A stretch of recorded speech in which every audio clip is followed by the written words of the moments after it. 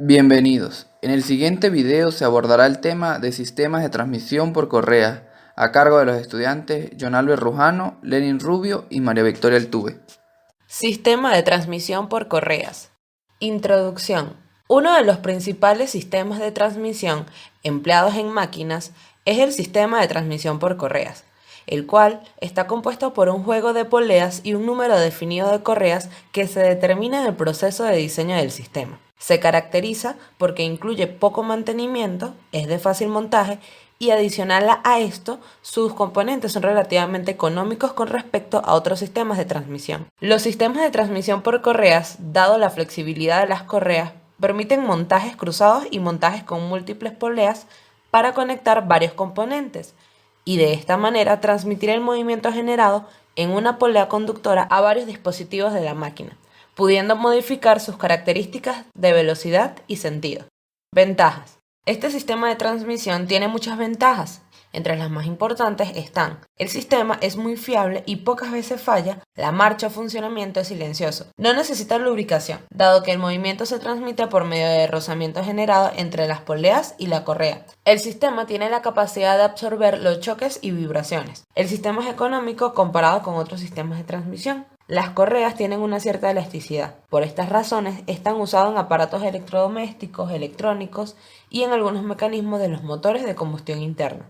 Desventajas. Se produce el fenómeno de deslizamiento de la correa y no hay una transmisión efectiva. En el sistema de transmisión por correas se incluyen grandes esfuerzos sobre los cojinetes. Si la tensión es muy alta, la correa puede llegar a salirse de la polea. La longitud de la correa puede variar por efectos de la temperatura y la humedad. Tipos de correas. En el sistema de transmisión por correas se pueden identificar características específicas de las correas. Estas características nos permiten clasificar los sistemas. Los tipos de correas se clasifican según la forma de la correa, la posición de los ejes y los variadores de velocidad. Según la forma de la correa, tenemos poleas y correas planas. Estas son ampliamente usadas para transmitir potencia e ideales cuando los diámetros de las poleas son muy pequeños, dado que las correas son altamente flexibles y se adaptan a los contornos pequeños de las poleas. Estas correas también son ideales cuando se quiere variar el sentido de rotación de ejes o emplear disposiciones de ejes cruzados, por lo que se puede afirmar que son altamente adaptables a cualquier configuración de transmisión. Las correas planas proporcionan buena resistencia al choque, no necesitan lubricación, son silenciosas, ofrecen excelente flexibilidad y su costo es comparativamente bajo. Una desventaja de este tipo de correas es que requieren tensiones más altas, lo que en algunos casos puede ocasionar un alargamiento de la correa y requiere que sean pretensadas nuevamente para garantizarse una transmisión efectiva.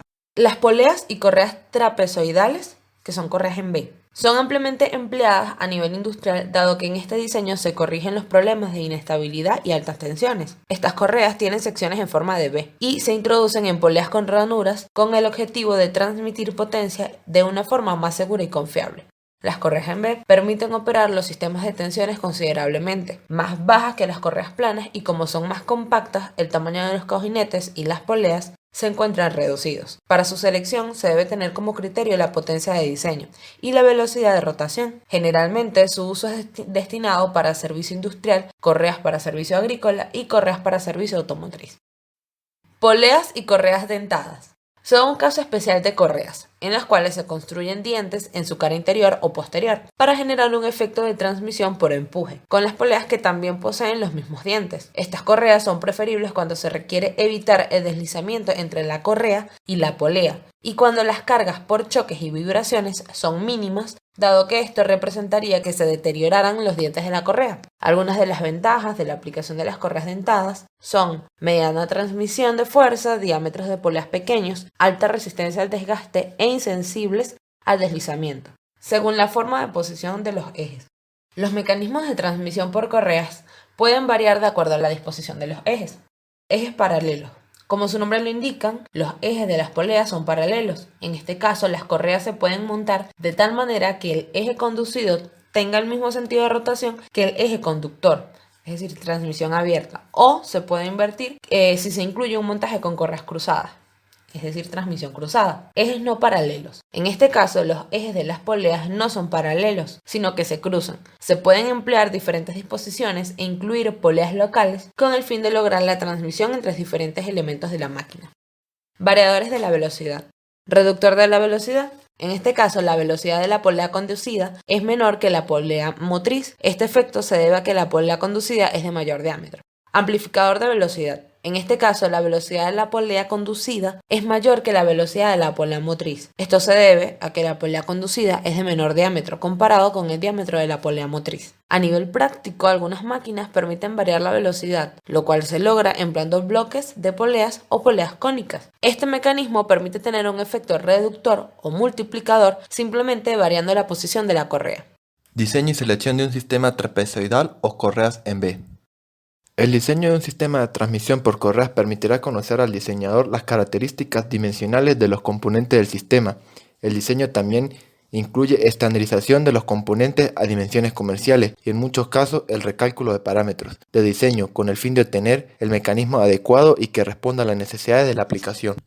Bien, ahora se procederá a explicar para efectos de establecer algunas nociones del diseño de transmisión por correa los siguientes pasos, los cuales explicarán y proporcionarán una guía en la selección de una transmisión utilizando correas de sección trapezial y poleas acanaladas para conectar dos ejes, dado que son los tipos de correas más comunes y de amplia aplicación a nivel práctico. Inicialmente se requieren los siguientes datos: potencia requerida de la máquina conducida, tipo de máquina motora y máquina conducida, velocidad de la máquina motora y velocidad de la máquina conducida, y distancia tentativa entre ambos ejes. Cálculo de la potencia de diseño. Debido a que las máquinas conducidas tienen formas particulares de funcionamiento, se deben prevenir fallas debido a golpes, vibraciones o tirones. Estas situaciones se consideran a través de un factor de diseño C1, que aumenta la potencia a transmitir, el cual se selecciona de la tabla según el motor utilizado y la máquina que más asemeja a su diseño. Para determinar la potencia de diseño se emplea una simple fórmula, donde es la potencia del motor por el factor de diseño. Selección del perfil de la correa. La selección del tipo de correa se determina empleando gráficas en función de potencia del diseño y la velocidad de rotación del eje más rápido. Cada sección aparece con una zona de un color particular y con los datos ya mencionados se observa en qué zona se encuentra el perfil indicado de la correa. Puede pertenecer a A, B, C, D o E. Elección de diámetros de las poleas. Ahora se procederá a obtener la relación de transmisión entre ejes, la cual está identificada con la letra I y se define como la razón entre la velocidad del eje motor dividido por el eje conducido. Conociendo la relación de la transmisión, se puede calcular los diámetros de la polea conducida y de la polea motora. Esta se puede expresar como diámetro primitivo de la polea conducida entre el diámetro primitivo de la polea motora. Se recomienda seleccionar de la siguiente tabla un diámetro mínimo para la polea motora. Una vez establecido este diámetro mínimo y teniendo la relación de la transmisión, se puede calcular el diámetro de la polea conducida. Esto se logra multiplicando la relación de transmisión entre ejes por el diámetro primitivo mínimo de la polea motora. Determinación de la longitud de la correa. Con los valores obtenidos en los pasos previos se puede determinar el largo aproximado de la correa que se requiere. Esto se logra empleando la fórmula mostrada en pantalla en el recuadro verde, donde L es la longitud de la correa y está en función del diámetro primitivo de la polea motora y el diámetro primitivo de la polea conducida, y sale una nueva variable como es la letra C, que es la distancia tentativa entre ejes, la cual la podemos calcular con la sumatoria de los diámetros primitivos entre 2. Conociendo el valor de L y el perfil de la correa usada, se consulta la siguiente tabla, que indica la longitud de las correas estandarizadas. Esta identificación es una letra y un número. La letra indica el tamaño de la sección transversal de la correa y el número representa el largo de la correa, cuyo largo se aproxima a lo más posible al largo L calculado. Cuando es muy probable que la correa seleccionada tenga un largo diferente de L, se debe ajustar la distancia entre centros, acercando o alejando los ejes.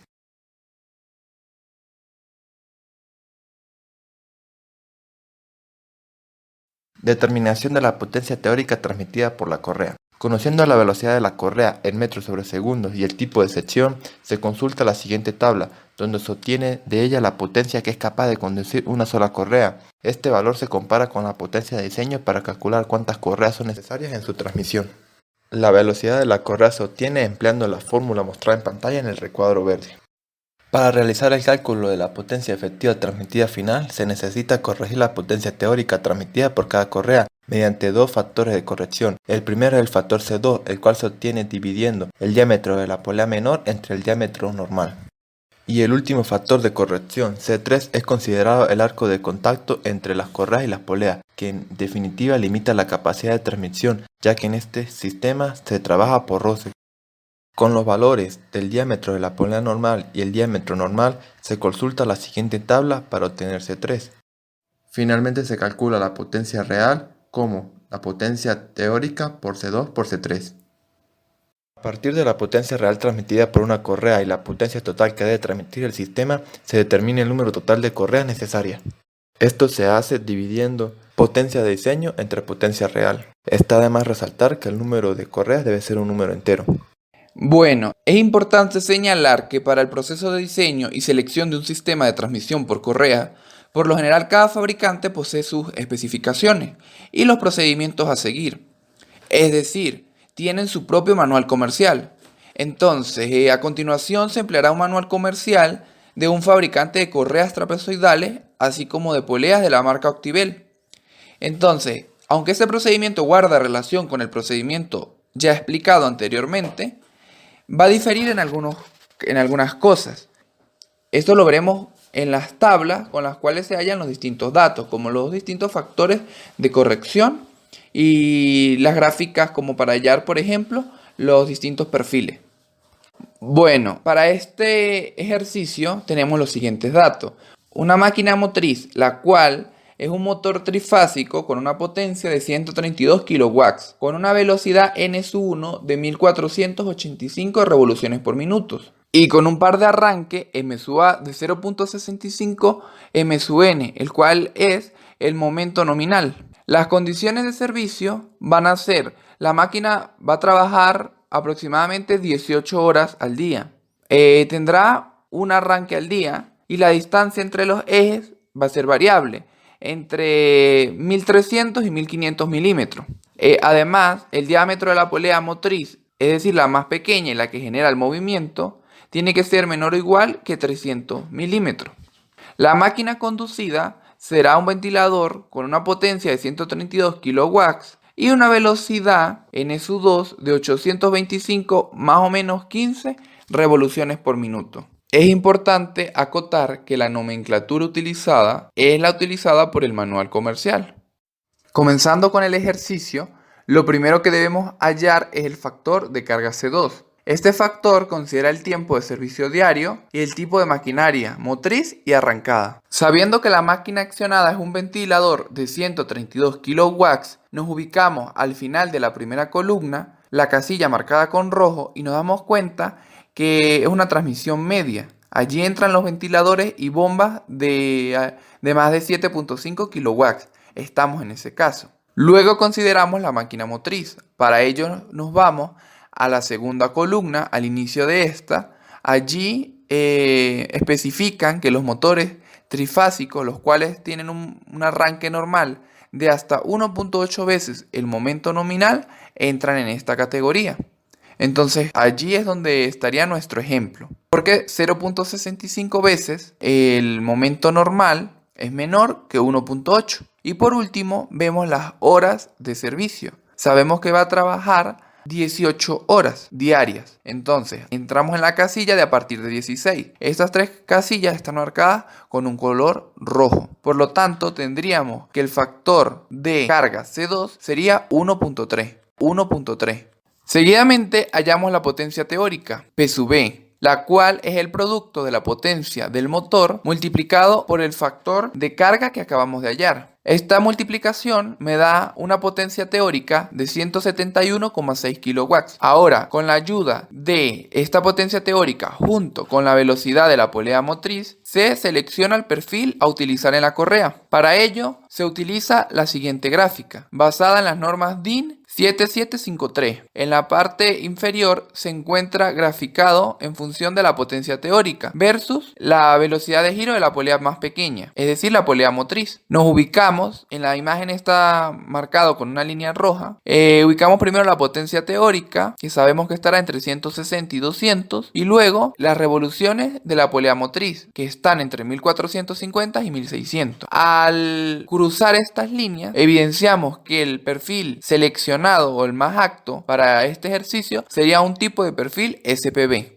Luego hay que hallar la relación de transmisión I, que como ya se había explicado anteriormente, es la división entre la velocidad de la polea motriz sobre la velocidad de la polea conducida. Al sustituir los datos que ya obtengo en un inicio, me encuentro con una relación de transmisión igual a 1.8. Luego, habría que hallar el diámetro de referencia para cada una de las poleas. Como dato inicial, conocemos que el diámetro de la polea motriz debe ser menor o igual a 300 milímetros. Y acabamos de seleccionar un perfil de correa SPB. Entonces, con la tabla que tenemos a nuestra mano derecha, buscamos el perfil SPB que está marcado con una casilla en rojo y luego bajamos hasta encontrarnos con el valor más próximo al diámetro de la polea motriz. En este caso, como es menor o igual que 300, buscamos el más cercano a 300. Por lo tanto, seleccionamos 280 milímetros. Luego sabemos que con la relación de transmisión que el diámetro de la polea conducida va a ser igual al diámetro de la polea motriz por la relación de transmisión I que acabamos de hallar. Al sustituir estos datos, obtenemos una aproximación al diámetro de la polea conducida de 504 milímetros, pero debemos buscar ahora el valor más cercano que mejor se adapte según la tabla. De igual manera, vamos hasta el perfil de la correa SPB y buscamos el valor más próximo a 504, que en este caso resulta ser 500. Por lo tanto, por la tabla, escogemos a un valor de sub de 2 de 500 milímetros.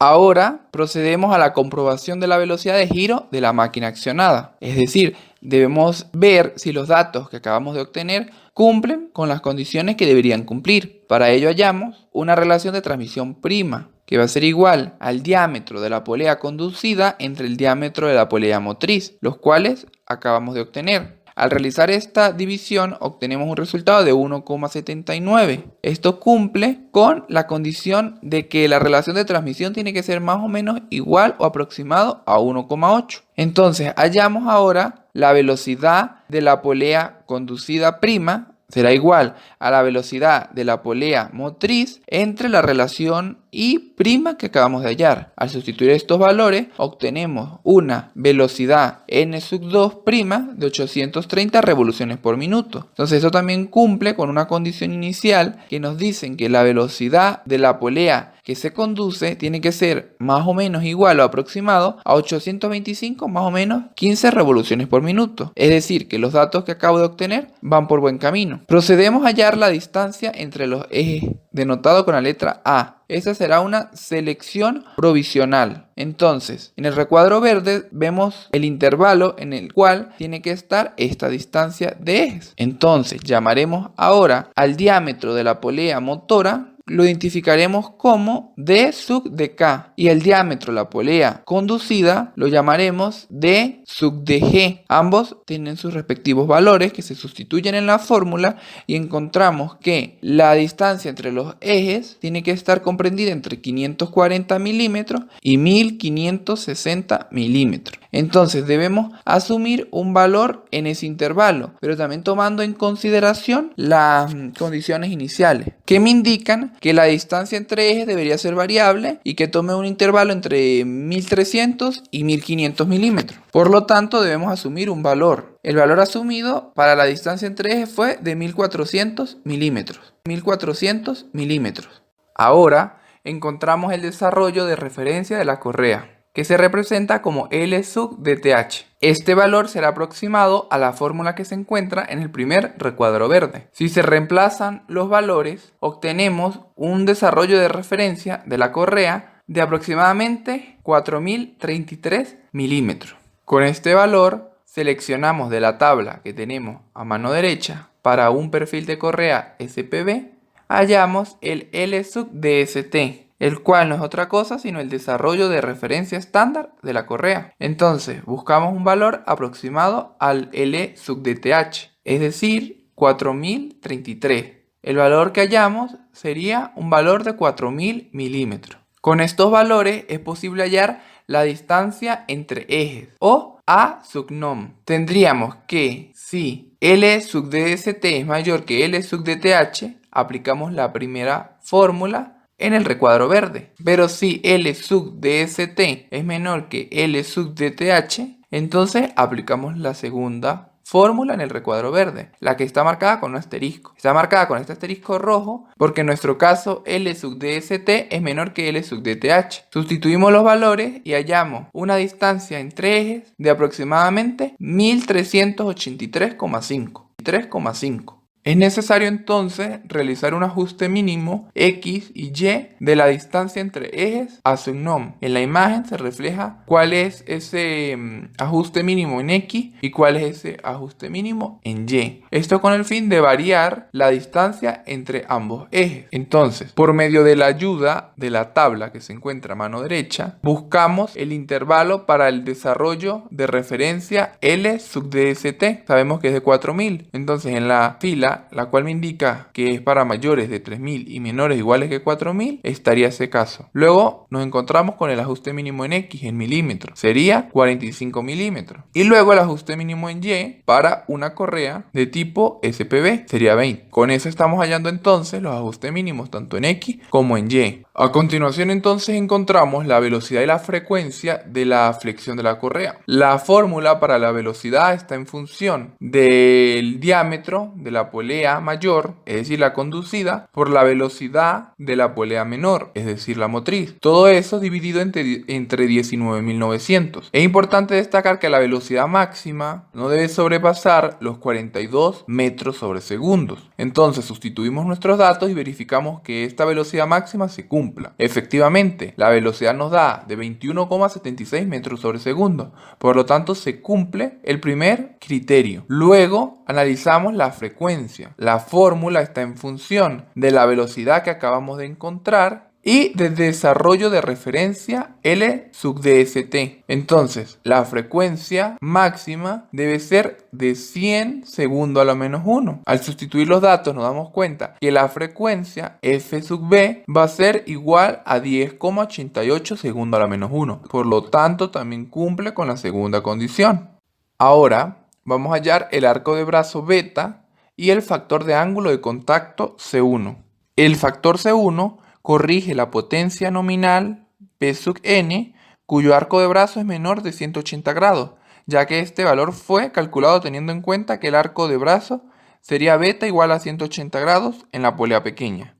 Para ello debemos dirigirnos a la primera tabla. Allí, la primera columna se encuentra una fórmula, la cual sería el diámetro de la polea conducida menos el diámetro de la polea conductora dividido entre la distancia entre los ejes a sub nom. Al sustituir estos datos hallados previamente, obtenemos un valor de 0,16. Con ese valor nos dirigimos a la tabla, pero nos damos cuenta que ese valor está entre dos datos de la tabla, entre 0,15 y 0,20. Por lo tanto, es necesario interpolar linealmente. Al hacer esto, encontramos un valor para beta igual a 170 grados y un factor de contacto C1 igual a 1. Procedemos entonces a hallar el factor de desarrollo C3. Este factor considera la flexión de la correa basándose en el desarrollo de referencia para el perfil de la correa en cuestión. Entonces, tendríamos para un L sub dst de 4000 milímetros, buscamos el perfil indicado de SPB y entonces nos encontramos que el factor C sub 3 va a ser igual a 1,02. Ahora debemos hallar la potencia nominal por la correa, P sub n. Las potencias nominales octibel de las tablas se basan en una fórmula reconocida internacionalmente y una vida útil de 25.000 horas bajo condiciones ideales. Entonces, para determinar la potencia nominal necesitamos los siguientes datos: el diámetro de la polea motriz, el factor de la relación de transmisión, la velocidad de la polea motriz y el perfil de la correa. Entonces, buscamos en la siguiente tabla. Para una velocidad de 1485, nos damos cuenta que estaría entre 950 y 1450, con un diámetro de referencia de la polea más pequeña de 280, perfecto, y luego con una relación de transmisión mayor que 1.57, porque es 1.79. Entonces nos encontramos con que como la velocidad de la polea motriz está comprendida entre dos valores, debemos de igual manera aplicar una interpolación lineal. Luego la potencia nominal por correa sería la suma de los dos valores encontrados en la tabla. Al interpolar linealmente, hallamos esos valores, los sumamos y hallamos P sub n, igual a 21,86 kilowatts. Este dato es importante para determinar el número de correas, denotado con la letra Z. Entonces, el número de correas se halla con la fórmula marcada en el recuadro verde. Está en función de la potencia del motor, de los distintos factores C sub 1, C sub 2 y C sub 3 y de P sub n. Al sustituir los datos, encontramos una Z igual a 7,70. Como el número de correas tiene que ser un número entero, eso se aproxima a 8. Finalmente, podemos decir que los resultados del ejercicio son los siguientes. Al agrupar todos los datos que obtuvimos, vamos a necesitar entonces una polea de diámetro 280 milímetros y 8 canales para correa trapezoidal SPB para el eje motriz. Una polea de diámetro 500 milímetros y 8 canales para correa trapezoidal SPB, que sería el eje conducido. Y un juego de correa múltiple Octivel de 4 metros de longitud. Para la representación gráfica de un sistema de transmisión por correa, se deben seguir las normas que rigen el dibujo mecánico en el estado, país o institución en la que se trabaja. Una de esas normas son las normas ISO, la norma DIN y la norma ANSI, entre otras. El símbolo gráfico para un conjunto de poleas unidas mediante correa es el que se observa en pantalla, el cual es importante acotar medidas como la distancia entre ejes, el diámetro de la polea motriz y el diámetro de la polea conducida. A continuación se muestran algunos ejemplos de representaciones gráficas de un sistema de transmisión por correas.